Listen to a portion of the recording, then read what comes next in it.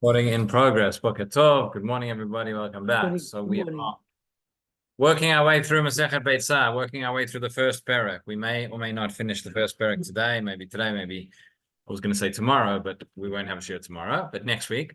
Okay. So let's pick it up. We're on daf now on daf Tet Vav.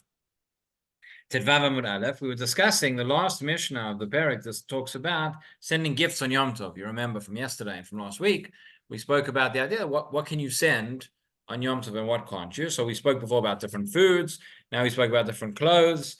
And we saw yesterday about clothes which are completely finished or not finished, shoes as well.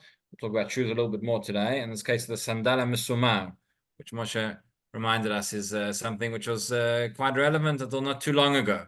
Okay. But the klal, the principle the Mishnah ended off with was to say this, is it's their klal.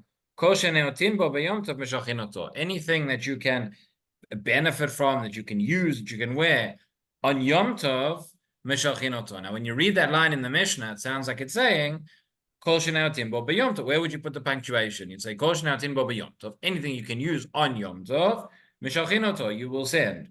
We'll see in the Gemara, it's not so straightforward that is how we punctuate it. Okay, but let's pick up.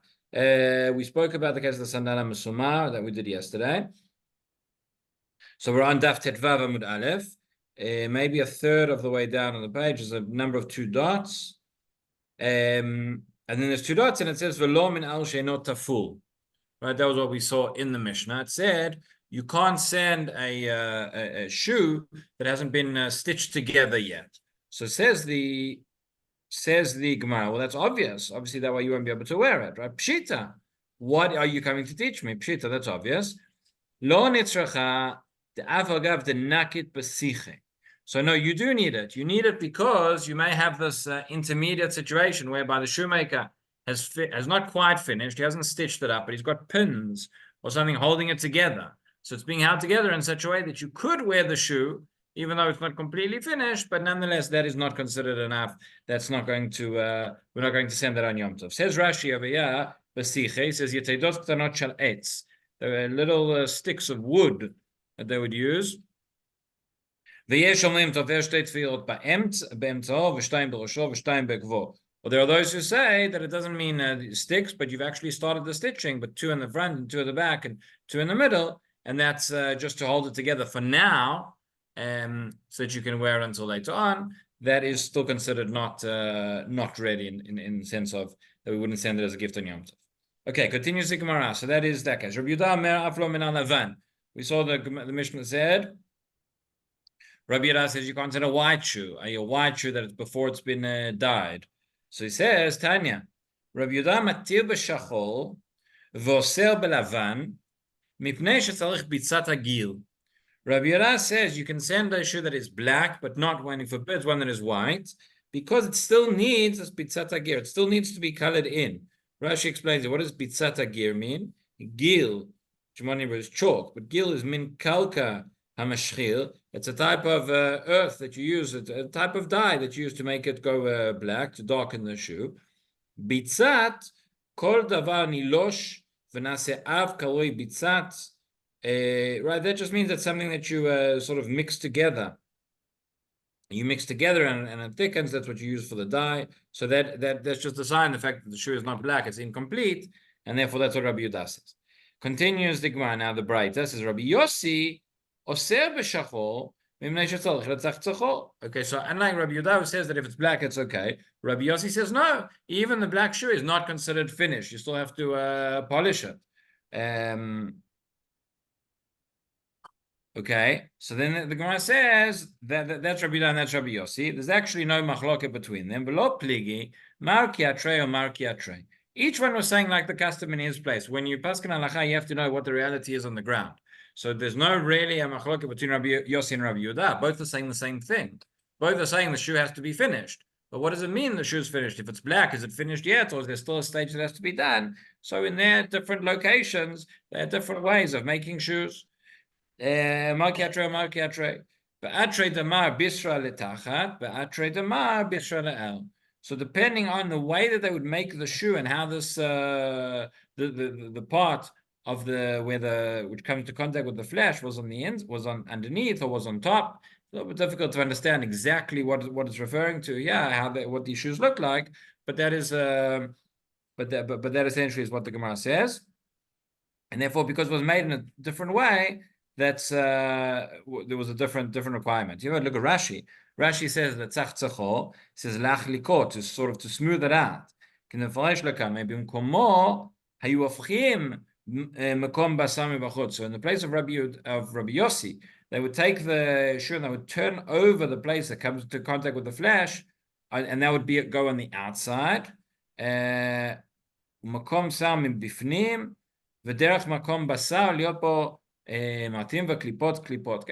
The place where the flesh is, that's the part that you need to smooth out, and therefore, right, whether it was on the inside or was on the outside, different ways of making shoes in the location of Rabbi Yehuda and Rabbi Yossi. I have to be honest, I don't fully understand exactly how it is or how it looked, but that is what the Gemara tells us.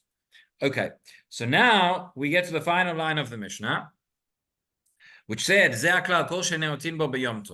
right? We said anything which you can benefit from, anything which you can use on Yom Tov, that is what you can send. We said, whenever the Mishnah has the sentence, this concluding sentence, it says, Zeh haklau, and this is the rule, this is the principle. Generally speaking, it's coming to include something else that hasn't been mentioned. So, Rav Sheshet, we're about just past halfway down the end. Rav Sheshet, Shalalu leRabanan leshadulei tefillin b'yom hatav. So Rav Sheshet told Rabbanan, you can send tefillin. You want to send a gift of tefillin on Yom Tov. Now this is very strange, right? Because we know that we don't put on tefillin on Yom Tov, right? There is a machloket amongst the Rishonim. The fact that we don't put on tefillin on Shabbat and on Yom Tov, why is that? So we know it's because Shabbat is called an ot. Tefillin are called an ot. And the concept is Brit Milah is also called an ot. The concept is that we have one ot, we don't require another one as well. It may even undermine it. An interesting shaila, by the way. 3 things in the Torah are called ot, which is a sign of the covenant between us and HaKadosh Baruch Hu. There is Shabbat, there is Tefillin, and there is Brit Milah. So we say that when it comes to Shabbat, and Yom Tov is included in that we are not required to wear Tefillin, because you have the ot of Shabbat. You don't need the ot of Tefillin as well. So what about with Brit Milah and Tefillin? Okay, so if a Brit Milah falls out on Shabbat, so that's the time when it is. The Torah said, right, Bo Bayom, it has to be, Bayom Hashmini, so fine. But if you have a Brit Milah on a weekday, should one wear the Avia Ben and the Sandak perhaps, should you wear the Tefillin at the Brit Milah? So generally speaking, because we have the principle of Zrizin Maktimin LaMitzvot, we try and do things as early as possible, as early as we can. So we try and have a Brit Milah immediately after Shachrit in the morning. So if you're already wearing the Tefillin for Shachrit, you don't take the Tefillin off, you keep them on for the Brit Milah. What happens if there's a Brit Milah which is delayed to the afternoon? You may remember a few months ago there was a Brit Milah in the shul that was in the afternoon. So then what do we do about the tefillin? So there are those who say, no, if you were already wearing the tefillin, so then you don't have to take them off. But to put them on specifically, you're sort of implying that the ot of the Brit is not enough. You need the ot of the tefillin as well. And therefore there are those who are opposed to putting on. But the consensus of many poskim seems to be that nonetheless, it's not that it's not coming in place, it's coming in addition, it's beseder. And that is the case in many places, that the father, perhaps the Sandek and whoever else, would still put on the tefillin for the Brit, even if it's in the afternoon. Okay, but it's interesting there, that's the case where you have this double ot, so to speak. But Brit Milah and Shabbat would also be. But Shabbat or Yom Tov and tefillin don't go together. Now, there's a machloket. We're not chayav to wear tefillin on Shabbat and Yom Tov. There's a machloket as to whether it would be asur. Okay, does the fact that we don't wear tefillin on Yom Tov, is that because we're not allowed to wear tefillin? We definitely don't have to. We definitely are exempt. But is it a prohibition? Nafkamina would be that if somebody had their tefillin on during the day, remember in the days of the Gemara, they used to wear their tefillin all day. It wasn't just put them on for shachris and then fold them away. It was all day you wear tefillin. So if somebody had the tefillin on and then it gets into Shabbat or gets into Yom Tov, are you required immediately to come along and to take them off, or other extenuating circumstances? Okay, so we'll see. Gemara will address that a little bit. But yeah, we see. So Rav Sheshet Sharlu Rabbanan Neshadurei Tefillin b'Yom Tov. So Rav Sheshet says you can send tefillin on Yom Tov. Amalei Abaye. He says, hang on a second, Rav Sheshet. V'ha nantnan kol sheneotin bo b'Yom Tov meshachin oto. Everybody agrees. We don't go putting on tefillin on Yom Tov. So Abaye says to Rav Sheshet, I don't understand. The Mishnah said you can only send things on Yom Tov that you can use them on Yom Tov, that you're going to wear, you're going to adorn with them on Yom Tov. So tefillin does not fit into that category. Right? Here's the answer.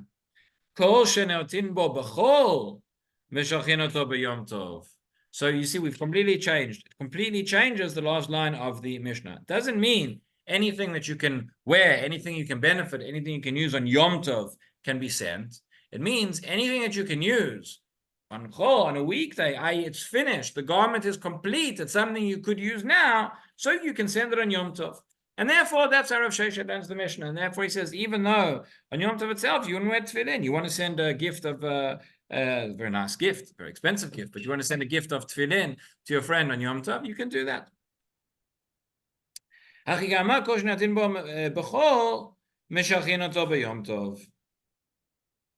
so now, Amar Abaye, this is how Abaye says the following. He says, Tefillin oil v'atu li'adan, neima bo milta. He says, now that we've started off talking about tefillin, let us say something else about them. Let us say another Dvar Torah, right? So this has got nothing to do with Yom Tov necessarily, but it's just we started talking about that topic, so we'll carry on. I'll tell you, there's a joke that Rabbi Mine told me. There was the Maggid who gets up to say a shiur, and he says, "Okay, this week is Parshat Korach." And they all look at him and they say, it's not Parshat Korach, it's Parshat Bamidbar. What are you talking about? And he says, okay, it's Parshat Bamidbar. But now we started talking about Korach. Let's carry on talking about him. Let's say, so the rabbis have this ability of tying things to the topic they want to talk about. So we were talking about tefillin, so Abai wants to carry on talking about tefillin. So he says like this. A person was on a journey, a person was coming along the way, but tefillin barosho, and he was wearing his tefillin. As we said, nowadays, it's a relatively recent thing, but in later generations, the reason why we don't wear tefillin all day is twofold. That it says that when one is wearing tefillin, so one needs to have, one's thoughts need to be pure, and one's body needs to be impeccably clean as well. Truth is that thoughts, we could, even if one or the other, maybe we could manage. But nowadays we assume that it's going to be too difficult for us to attain in that state of tahara that we need to wear tefillin all day. But it's the Amoraim, that's what they used to do. And there are some people nowadays who carry on wearing their tefillin. Okay, but the general custom is we just put them on for the minimum amount of time for davening, and then we take them off. But once people would wear tefillin all day, so it happened. So Abaye says, you're coming from the journey. You're wearing your tefillin barosho, presumably not just barosho, but beyado as well. But in any case, v'shaka alav chama, and the sun starts to set. Okay, meniach yado aleim ad shemagia lebeito. He says you should place your hand on top. You should cover it up so people can't see the tefillin. By the way, here there is a difference. And tefillin shel yad. Just in general, we say tefillin shel yad are meant to be covered up. Talking about the batim. You're not meant to see when you have the tefillin, so you can put your sleeve or put whatever it is over. Tefillin shel yad are meant to be covered up, but tefillin shel rosh are meant to be exposed. Tefillin shel rosh are meant to see. So in this case, it says the person you're on the journey now. You're walking. It's night. Rashi says, Haya baba derech be'erev Shabbat. Rashi says this was on Erev Shabbat. So now what's the problem? It's now Shabbat. You've entered the city and it's Shabbat and you're wearing your tefillin. This is going to be what they call in modern parlance a fadicha. So you can't take the tefillin off and start carrying them. Why not? Well, you can't carry them. Maybe there's no Eruv. Maybe you can't carry them on Shabbat either. You can't carry them on Shabbat if there's no Eruv. And even if there is no Eruv, there's question of muktzah, okay? But even you're going to take them off, and then what are you going to do? You can't protect, so you can keep them on until you get to your house, but you have to cover them up. That's what Abai says, right? So that is case number one. Haya baba derech utfilin barosho v'shaka alav chama, and the sun says, now Shabbat comes in. Meniach yado alehem ad shemagia lebeito. You put your hand over and cover them until you get home, and then you can take them off. It says Rashi, maniach yado aleim, shelo yirum, that people shouldn't see them, no one should see them. V'chachamim yitiru lo lachnisam le'ir derech malbush. Chachamim allowed, even though you won't be able to carry it, but if you are wearing it, so then that's not considered carrying. That's considered derech malbush. That's like, it's like a garment. The havara kelachariad. This is carrying in an unusual manner, and therefore Chachamim allowed that mishum bizayon, so that the tefillin should not come to disgrace. Okay, so that is case number one. Case number two. Case number two says Abaye, Haya yoshev beit midrash. You were sitting in the Beit Midrash, utfilin barasho. You were sitting and learning, and you had your tefillin on. V'kidei shalav hayom. And same case. In other words, it's on Erev Shabbat, person sitting in the Beit Midrash on Erev Shabbat and learning, and then they notice, whoops, it's like the story in the Haggadah of the Chachamim. They were sitting and telling the story of Yetziat Mitzrayim the whole night, and then the students came in and said, Rabbi Kenigsberg Talmud, right? You're so engrossed in your learning, you didn't realize that it's a new day. So you were so engrossed in your learning on Erev Shabbat, you didn't realize that now it's Shabbat, and you forgot to put your tefillin away. So he says, "Maniach yado alehem ad shemagia." Maniach yado alehem ad shemagia lebeito. Again, put your hand, cover them up until you get home. Okay. Now, what's interesting about these two cases is that notice the language changes. In the first case, it said, "Ayaba baderech utfilin barosho v'shak'a alav chama." It became dark. In the second case, it said, "Ayoshev Beit Midrash," right? The Kidei Shalav Hayom. Kidei Shalav Hayom, that is an expression to say that it was nightfall, that it became Shabbat. Now, Rashi understands that both cases are referring to Erev Shabbat. So why does the first one say Shak'a alav chama and the next one says Kidei Shalav Hayom? Why do we change the language if it's really talking about the same thing? And therefore, Tosfot is uncomfortable with that interpretation, and Tosfot says it can't be that it's talking about the same case. Have a look at Tosfot. It's the last Tosfot of the Perek. It says, "Ayaba baderech utfilin b'roshov shakalav choma, etc." Or yoshev beit hamidrash v'chol. He says, "Peresh Rashi, the tavayo ma'ili b'elev Shabbat." Rashi explains that both of these are talking about Erev Shabbat. Shabbat loves man tefillin, but Shabbat is not the time of tefillin. V'chiba baderech v'shakalav chama. And if he's walking and he comes into the city, so Chachamim allowed him, he's not strictly speaking carrying them, he's wearing them, okay. Since it's an unusual way. Says Tosfot, this is difficult.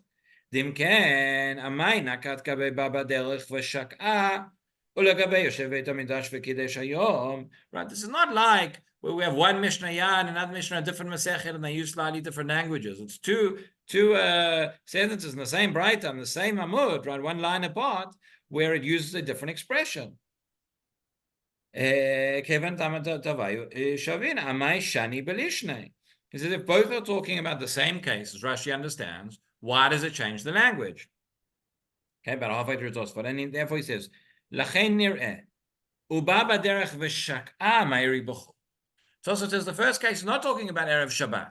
The first case that said Ayaba baderech, Rashi tells me that it's Erev Shabbat, and then it's nightfall, and the problem is you're wearing your tefillin on Shabbat. Says Tosfot, no, that case is on Chol, it's on a weekday. For il v'shak'a chama yesh lo nosal kan.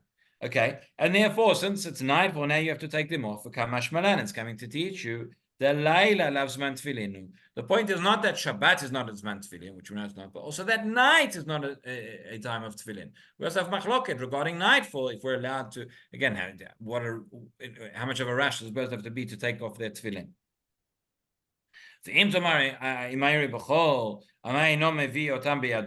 So then you'll say, what's the problem? Right? Tosfot's explanation works very nicely, except you could say the following. According to Rashi, I understand that it's Shabbat, and therefore I have to keep wearing the tefillin because I can't carry them. But according to Tosfot, it said it's now night, but it's now, according to everybody, it's night. But it's a weekday, and the reason you have to take the tefillin off is not because of Shabbat, it's still Yom Chol, but the reason you have to take them off is because it's night, and Laila loves man tefillin, so carry them. You're allowed to carry things at night. Why do you have to keep them on? So it says,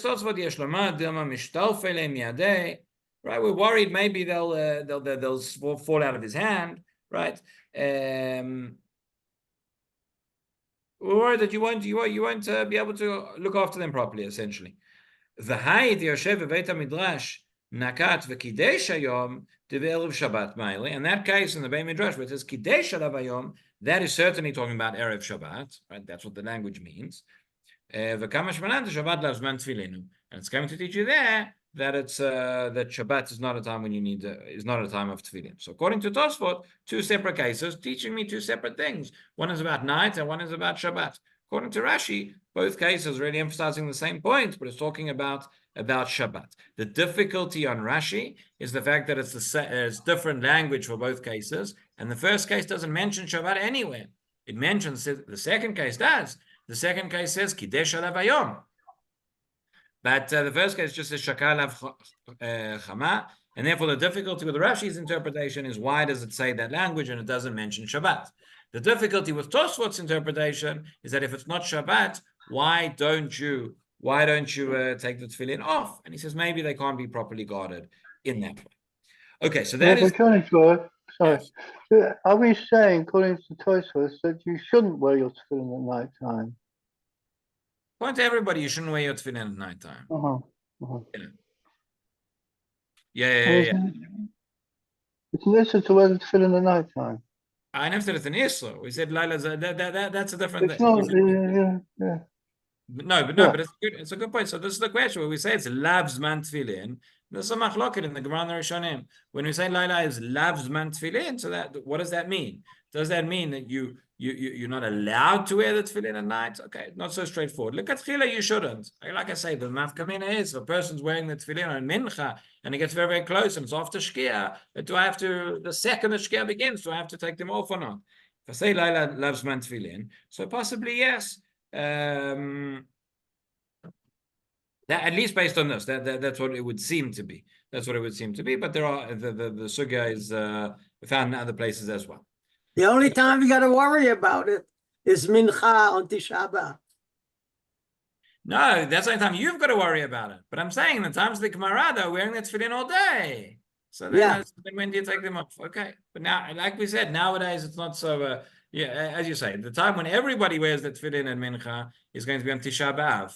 Because that's what some people nowadays, some people like to have the tefillin and mincha for fast days or other times. Okay. But the general common practice is that we just wear them in the morning. Tisha B'Av, we don't wear them in the morning. That's why we wear them at mincha. Okay, so that was the Braita. Now the truth is there is a little bit of a contradiction. If you look back in the Gemara, it says Meitiv Rav Huna Breder Rav Ika Haya Ba Baderech Utfilin Brosha. We have a challenge because again, what did we say in these two cases of Abaye? We said you have the tefillin and you, for whatever reason now, you need to take them off, so you need to get home. He said cover them up, right? Maniach yado and alehem achmagela beito until you get to your house. So now it says Meitiv Rav Huna Breder Rav Ika Ava Baderech. Rav Huna, the son of Rav Ika, was on a journey. He was on his way. Utfilin barosho, and he had his tefillin on, right? V'kidesh alav hayom, and it was now. Notice there, right? This is the case of Baba Derech, v'kidesh alav hayom. So again, maybe Rashi learns from the fact that both cases tell me Baba Derech, one says kidesh alav hayom, and that's what it was talking about. Okay, but in any event, it's maniach yado aleihen ad shemagia lebayit asamuch lachoma. So now here it says, you cover them up until you get where? Not until you get to your house. It says, the first house that you can get to, that's where within the walls, i.e., for the minimum amount of time. As soon as you can go somewhere and you can take them off. Second case,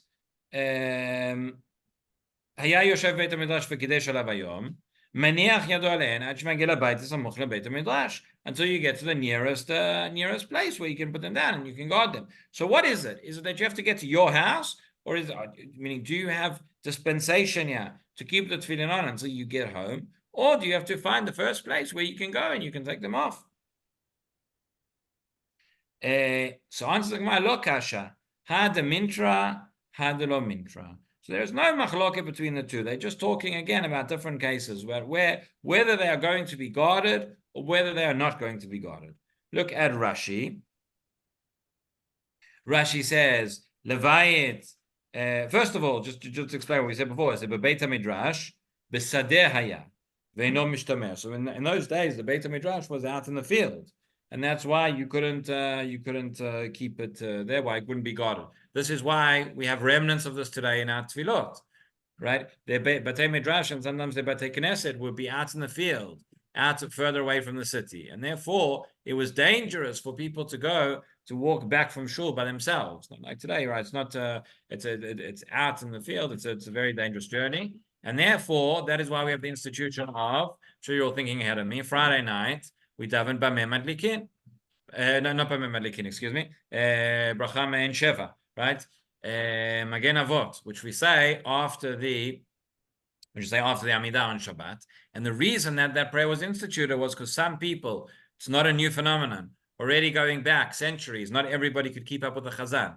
So there were people who were carrying on who would still be davening, and you're going to end off the tefillah, and they're going to go home, and everybody's going to go home, and somebody was still davening, and they have to walk back by themselves in the field, especially on Shabbat. It's going to be dangerous. So therefore, we add in an extra bit so that everybody can catch up, and everybody can finish, and everybody can go home together. That's why that section of Magen Avot, which we say it's not the Bracha Me'en Sheva, it's we only say it in a fixed minyan or in a Beit Knesset. A big discussion. I think we discussed this one in the Tzubah Shiurim. What happens if you have a fixed minyan, but that is not in a Beit Knesset? Would you say that bracha or not? And there are different opinions in the poskim. Okay, but in any event, so their Beit Midrash was outside, and therefore it's not a place that you can guard your tefillin. So my lebait hasamuch lachoma, says Rashi, mi shenechnas la'ir Yidnam b'bayit harishon v'lo yalichem ad beito. Right? This is the challenge. This is what it's saying. Put them in the first house where you can, first place where you can guard them, and don't wait till you get home.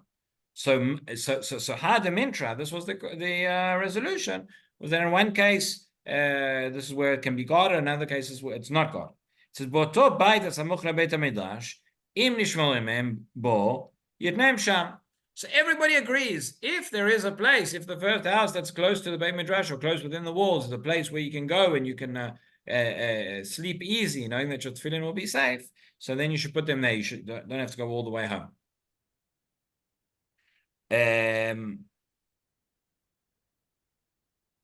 Okay, so now says the Gemara, so either lo mantra, I don't understand. If it's a place where they won't be guarded, if they won't be guarded over there, so so why does it matter? Why do you have to say that you're wearing the tefillin? Afilu machatan be'ala nami, meaning even if they were placed on you found them on the ground, right? Then you can go and you can pick them up and you can take them where they need to be. Ditnan, datnan. Hamotzi tefillin. This is a Mishnah in Eruvin. It says that if you find tefillin out somewhere in the field or wherever it is, and they're not guarded there, they're going to get ruined. So what do you do? Again, it's on Shabbat or it's on Yom Tov. They really should be muktzeh, and you can't really pick them up. You can't carry them. But it says Hamotzi tefillin machnisan zug zug. You can bring them into the city, right? One pair at a time. Now you can put them on. You can't carry them because presumably because you're outside the city, there's no eruv, there's hotza'ah. But you can, if you wear them, that is derech malbush, and that's what we said. So again, it says, yeah, lo kasha, had the mintra mechamat ganve, or mechamat klave, had the mintra mechamat klave, velo mintra mechamat ganve. Okay, so no, the difference is, when we say it's guarded, what are we talking about? Is it guarded from dogs, or is it guarded from thieves? What is it that we are worried about? Okay, we'll stop there. We'll go over that. We'll just we'll repeat that sugya on Wednesday in the next year, and that will take us to the end of the parak, and then we will Be'ezrat Hashem begin parak Sheni, talking about Eruv Tavshilin and all sorts of things, bring us back to the Chot Yom Tov. Okay. Great. Have a great day. Thank you. Shabbat Shalom, everybody. Shalom, Mevorach.